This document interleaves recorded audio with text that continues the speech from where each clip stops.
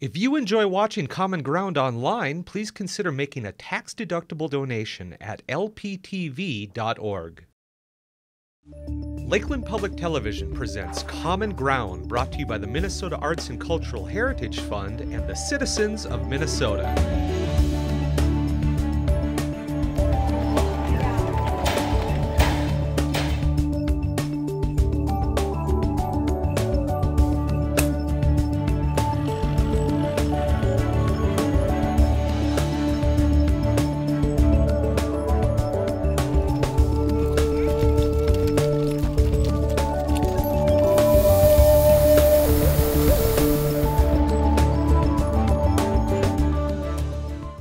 Hi, welcome to Common Ground. I'm your host, Scott Knutson. On this episode, take a trip back in time with the Paul Bunyan Vintage Auto Club at their 2013 show.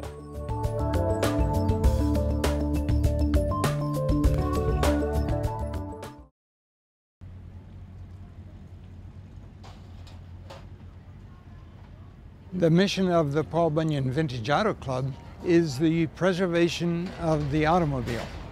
However, it gets to be a very broad description. We have such things as great friendships evolve out of the organization. The preservation of the car, of course, merges into this car show that we're at today, which everyone gets an opportunity to display their interest in the preservation of the car. And all cars fall into many different categories, from original restored to the most extreme hot rod that one wants to put together. I'm Eickhoff, commonly known throughout our community. I'm a member of the Paul Bunyan Vintage Auto Club, and I have been since 1990, and so that gets a few years on me. The Paul Bunyan Vintage Auto Club is an organization here right in Bemidji, but it includes our outlying area as well, with members from east to west, north and south. The Paul Bunyan Vintage Auto Club was founded in 1972 by three gentlemen, two of which are still members of the club. That would be Kermit Anderson and Larry Oakes. The other gentleman is not with the club, and he doesn't even live in the Bemidji area, as I understand. The show began 30 years ago. This is our 30th annual car show, and that car show has been held in about 4 different locations within the city of Bemidji. We've been here at the Bemidji High School since summer of 2001. Prior to that, we were about a decade out at the current Beltrami County Fairgrounds. Prior to that, they were on the old fairgrounds, which is the parking lot that we find in town here, surrounded by various businesses. And prior to that, they were located in someone's garage for a couple of years with their founding at that time. The Paul Bunyan Vintage Auto Club makes an endeavor to involve members and groups in the community. Our membership brings people in from the far reaches of the corners of the city, so we're not limited to that. We also are involved in a number of activities, notwithstanding that we have our 30th annual car show, but we also do various functions, namely the raffle of an engine that is restored and machined by the automotive engineering. That is a raffle that produces some revenue, and that revenue then goes back into the foundation at Northwest Technical College, which in turn pays for the scholarship of a second-year student at the institution. Part of our revenues that are generated support nonprofit organizations. We make contributions on an annual basis, for instance, the Cancer Drive, or to other organizations, the Historical Museum downtown, other nonprofit kinds of organizations. And so part of our effort is to benefit those groups of people as well. Paul Bunyan Vintage Auto Club operates as a nonprofit organization. And while we have expenses to put the show on, we have tremendous contributions from the community, but profits go into the scholarship.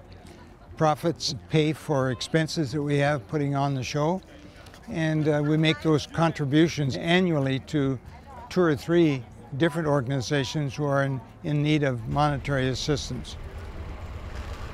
Several times throughout the summer, we go to various organizations to display our cars, young and old. The young people, of course, like what they like, and the elderly people, of course, they have some memories, and it's really therapeutic, if you will, for the young people as well as the elderly to see these cars. I'm Leo Whitman from Brainerd, Minnesota, and my wife Rosemary, and we come up from Brainerd this morning to enjoy this show, and it looks like it's just going to be a fantastic weather, and this weather we've had yesterday and today is just excellent for car shows, absolutely excellent. We've got a 41 Plymouth Coupe here that we did some modification on, made a street rod out of it. This front bumper is off of a 40 Chrysler. I've taken all the hood ornaments off. These headlights and parking light are off a 76 Chrysler Cordova. We used to have running boards on this car, and I took the running boards off and kind of filled it in, make it look smooth. And those mirrors are off of a 84 Olds Omega. We rounded the door corners, filled the drip cap, and in the back we've got Hudson taillights. There's a Corvair gas flap in the fender, and just any amount of things. We V-butted the windshield, make it get rid of that piece down the center, and we got seats in there out of a Ford Explorer, and the back seats are out of a four-door Ford Explorer. When you get a car like this, I says, if you don't love it, don't start it, because you won't finish it. I got to the point where I wouldn't even have to work on this car. I'd go in the shop and I could just sit and look at it and be perfectly happy. But I loved it, and we've got hours and hours in it, and it's just a good hobby and keeps you occupied. And when I built this car, I worked just like a regular job, probably 8 to 10, 12 hours a day sometimes. And if I got on something exceptionally interesting, I hated to quit and go in the house. I couldn't just take and work on any car. A lot of people can, they could tear anything apart, but not me. It's got to have a little background and this type of thing. Like I was in high school, I had a 40 Plymouth Coupe. Now this is a 41. It makes a little better street rod because it's got the duck's beak hood and stuff instead of the gull wing doors on the side. But it's just the body lines, there's something about it that I just couldn't build them. If I wasn't deadly in love with it, I couldn't build it. These car shows and stuff, they bring a lot of people together. And especially this club up here, we've been on a garage tour with them, and it's just absolutely fantastic. The cars that are in this area and the amount of cars that some of these people have, it brings a lot of people to the area, which is good for the merchants and one thing another. And it's just an awesome thing, awesome thing. I'm Kermit Anderson, and I've been involved with the car show for the last 30 years. So Jerry Solheim and I are the only two that have been at all of those. And I was also involved with two other gentlemen, Larry Oakes and Roger Tell, in founding the car club back in 1972. So we've been around for a long time. What we have that's pretty unique for any of the car shows is we have seminars going on. It really makes it different than anybody else. I think all the way from the food vendors that we have here to everything, if you're looking for parts. As a matter of fact, I found over some white wall tires that I need for my car, and it's right over there in the parking lot. I hope I get back there in time to buy them. The high school, when it isn't 100 degrees, is a wonderful place. And even if it's hot, we do have air conditioning inside, and most car shows do not have that. So that makes it real unusual.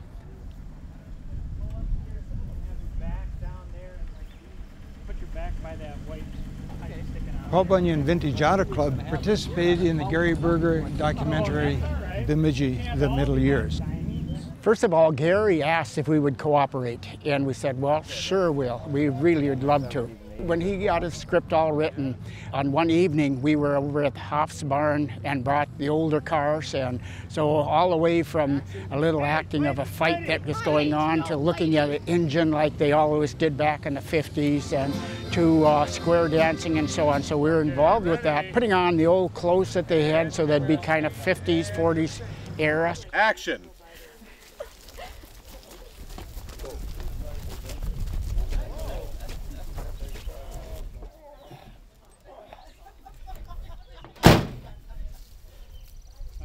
There you go. Keep on walking straight in.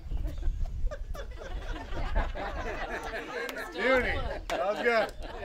Darn good. Thank you. Thank you, sir. Thank you, sir. Paul Bunyan Vintage Autos Club involvement meant that anyone that has a car that is dated in 41 to 61, that's what we look for, is to bring those cars out.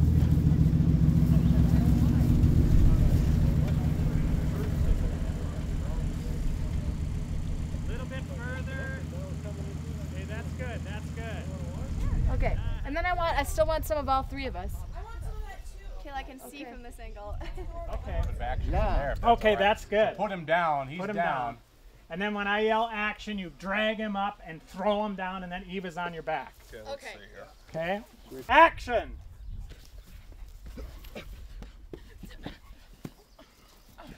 Lady, lady! I ain't no lady!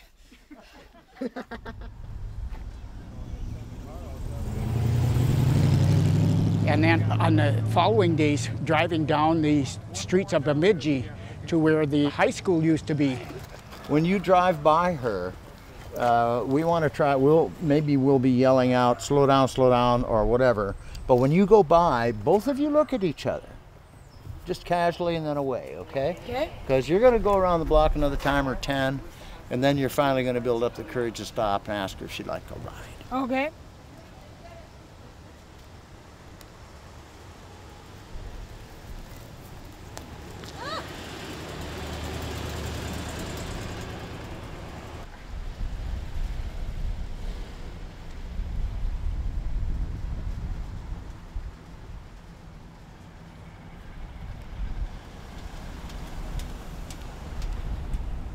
And we have other members of the club that have cars in the garage that rarely get out for one reason or another.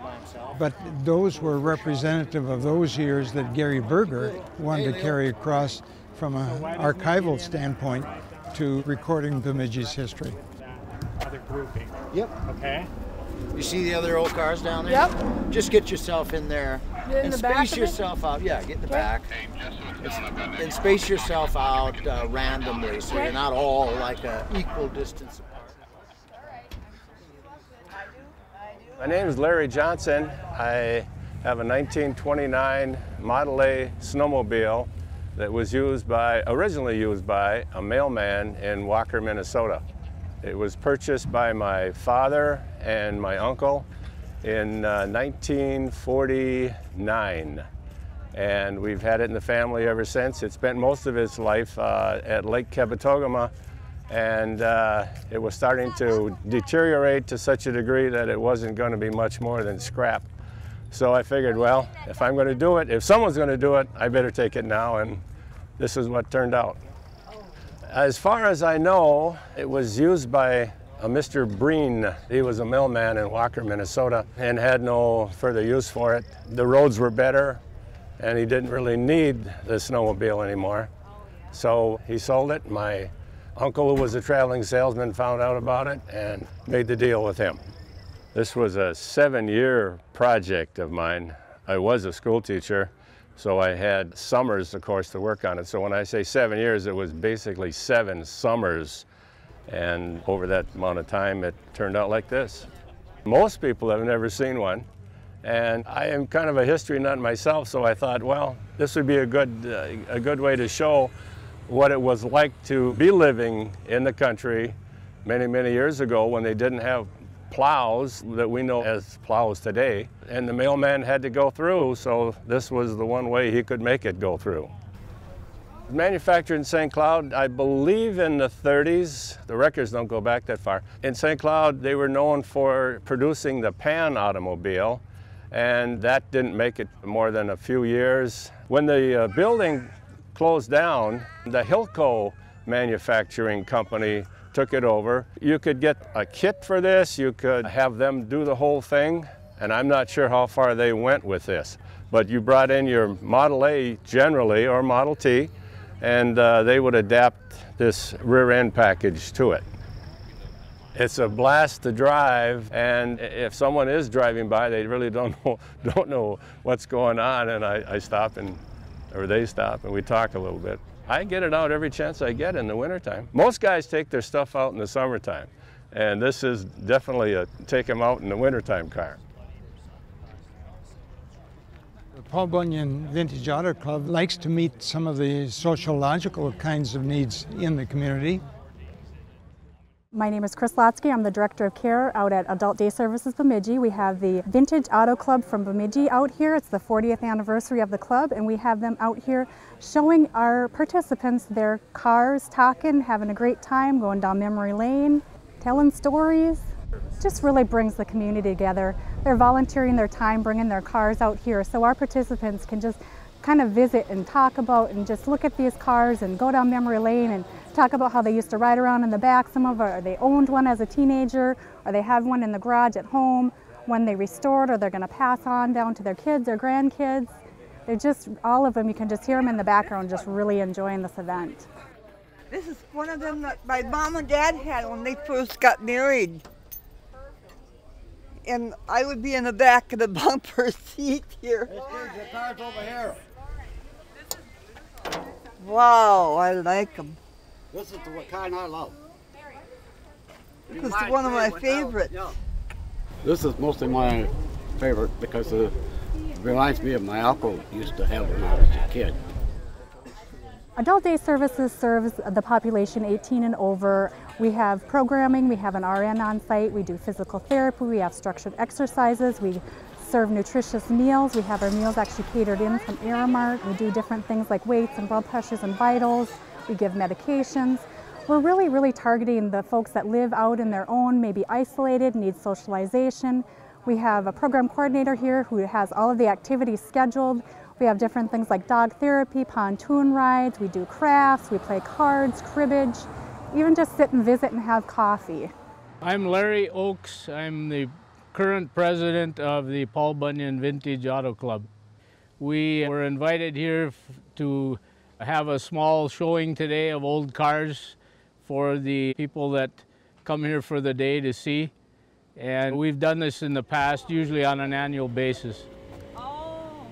Hopefully it's quite a diversion from their normal day that they spend here. It gives them something interesting to think about and a bit of nostalgia, and reminds them of cars they had in their day, and it's just a fun thing for us and for them, hopefully. I've been doing this since I was 15 years old, and this Model A Ford you see here is my 13th Model A I've owned in that time, and I've owned many other old cars and restored many cars.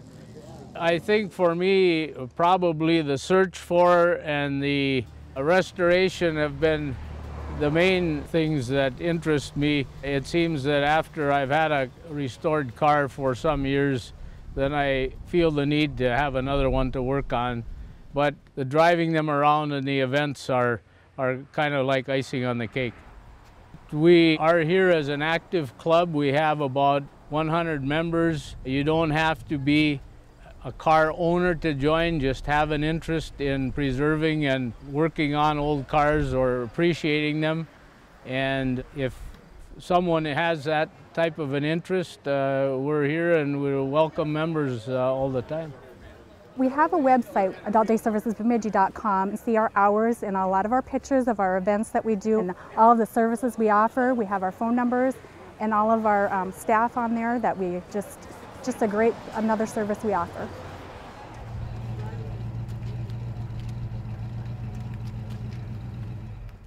My name is Kent Brothen, and I live at Breezy Point, and I happen to have my high school car. Well, back in 1955, when I was a sophomore in high school, my dad and I went shopping for a car. We had a choice of two cars, either this 54 Lincoln in pink and white or this 55 Mercury. Well, the Mercury happened to be brand new, plus it was my high school colors. I went to St. Louis Park High School, and the colors were orange and black for the Orioles, so it fit right in. So that's how it became my high school car. I paid it off in 6 years and extended a loan through a United State Bank and my dad. And at the end of 6 years, I was tired of a convertible, and school was costing me some money up front, so I decided to sell it.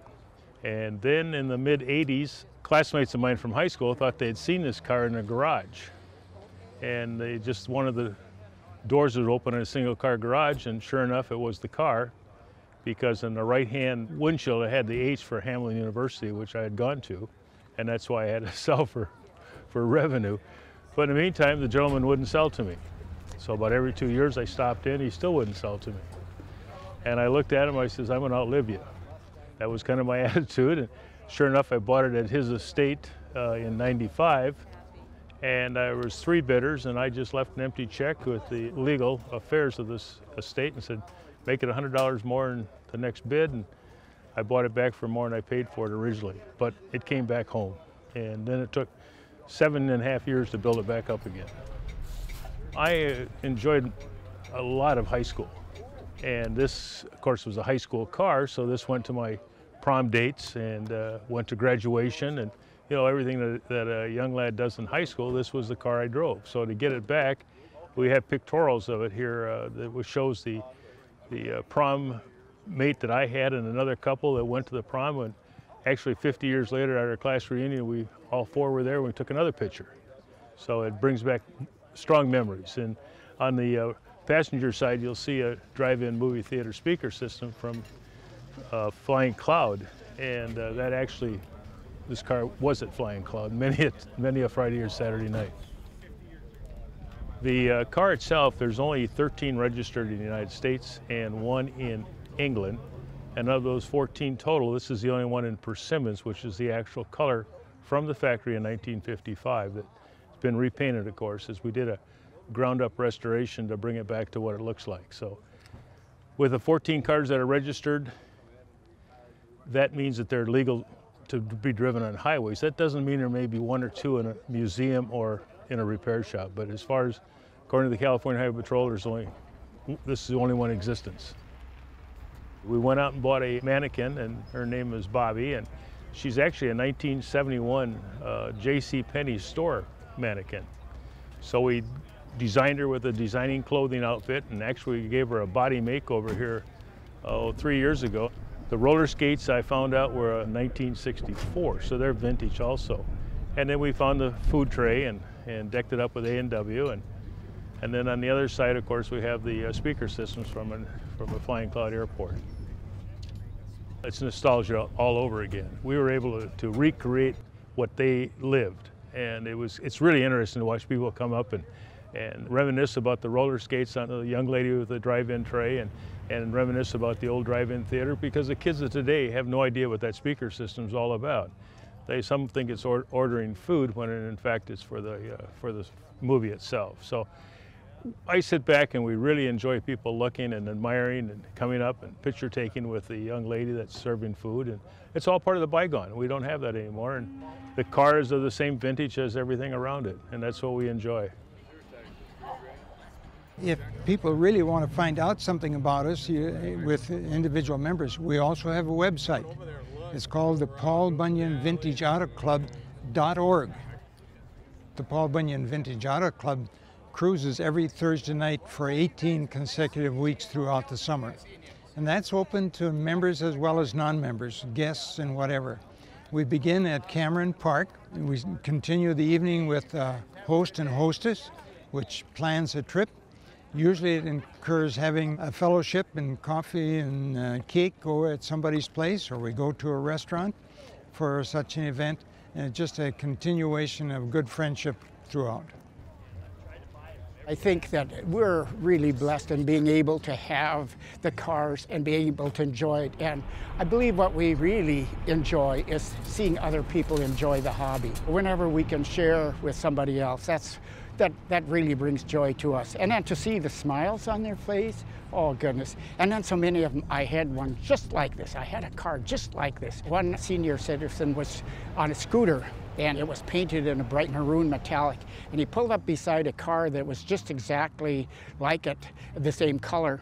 And I laughed about it. I said, "Wow, you're nearly twins." He says, "Yep." He says, "I bought my 1952 Chevy, and I paid more for this little scooter than I paid for my 52 Chevy." Just the joy of just seeing them smile and enjoy these and bring back memories. It really makes us feel good. Community is supporting us. If they didn't come here, we wouldn't have a show. If the show cars didn't come here, we wouldn't have a show. And so I think, you know, they give to us, really give to us, and we try to give back. We really do, and enjoy that part of it too. It's really not about us. It's about other people. We have a way of giving individually and collectively. I hope someday that if I'm in a nursing home care center, that someone would drive up in their favorite car and I would get a smile on my face. People in this country, they really go for the automobile. It creates a lot of interest for them, for some for speed, some for just show, some for just a good reliable machine. But it's just, I really couldn't explain that, why people are so dedicated to their automobiles. But like I always say, it's reaching for a piece of the past with these old cars. And I really enjoy it. It just doesn't seem to run out, you know.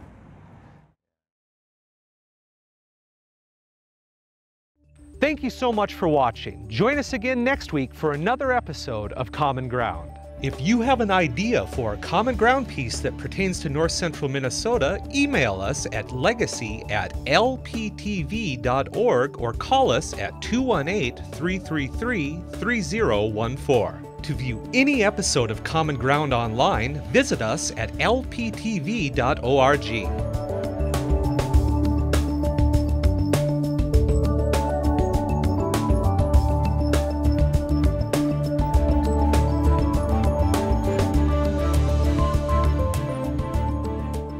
To order episodes or segments of Common Ground, call 218-333-3020. Common Ground is brought to you by the Minnesota Arts and Cultural Heritage Fund with money from the vote of the people November 4th, 2008.